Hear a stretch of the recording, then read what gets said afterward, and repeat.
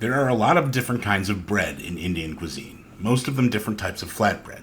The thin, stretched wheat dough of the chapati, or roti, very much like a flour tortilla. The oily, flaky layers of the paratha, a lot of work to accomplish, but a great texture, whether wrapped around a tasty kebab or simply dipped into a fragrant masala. The charred and blistered beauty of yeast-leavened naan, alternately soft and thick or crisp and thin. And my preferred vehicle for curry. You can keep your rice. But pav is different. Pav was introduced to India after the Portuguese invaded Goa in the 16th century. Wheat flatbreads like the ones I mentioned had been in use in India for millennia, but the colonial Portuguese missed the thicker, softer breads of home. So they demanded that their Goan cooks make them bread rolls. By using the yeast from a local palm wine called toddy, these cooks were able to make fist-sized rolls of leavened bread, which were called by the Portuguese word for bread, pão, which became pav in local languages.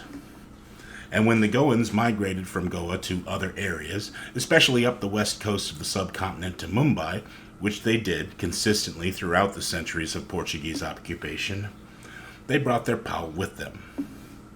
Of course, Mumbai for centuries has been a destination for migrations from other parts of the subcontinent and also from other parts of Asia.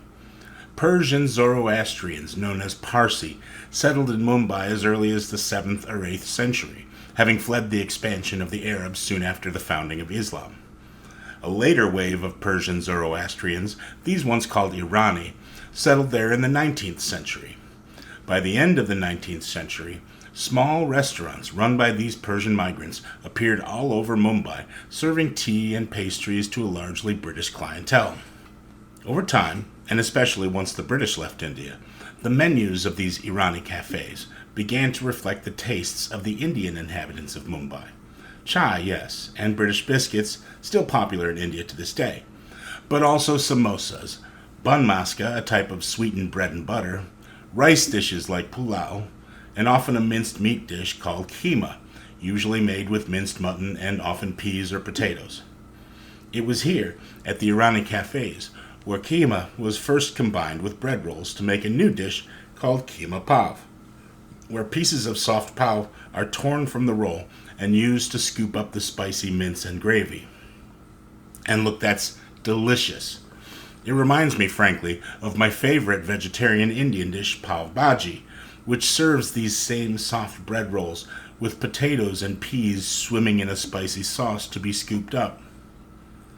But I'm far from the first to think to take a next step, to cook the Kheema down even further, leaving just enough gravy for the meat to adhere to itself, leaving out the peas, and serving it as a kind of Indian sloppy joe on toasted pav rolls.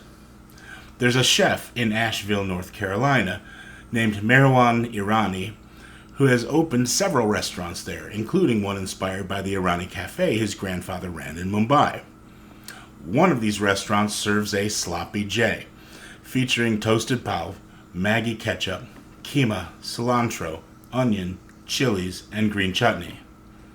It sounds great, and one day I may make it to Asheville to try his take. In the meantime, here's mine. Now, I made the Kheema dry enough that this goes past Sloppy Joe into almost made-right territory. But it's terrific, far more interestingly seasoned than a Midwestern loose meat sandwich would be, with a whiplash of flavors between the cool herbs and warm spices that kept me interested without fatiguing my palate. The sweetness of the Maggi ketchup is key, helping to accentuate some of those warm spices in the Kheema. Now, I'm not saying I'm ready to give up the tear and scoop style of Kheema, but hey, who doesn't like a sloppy Joe?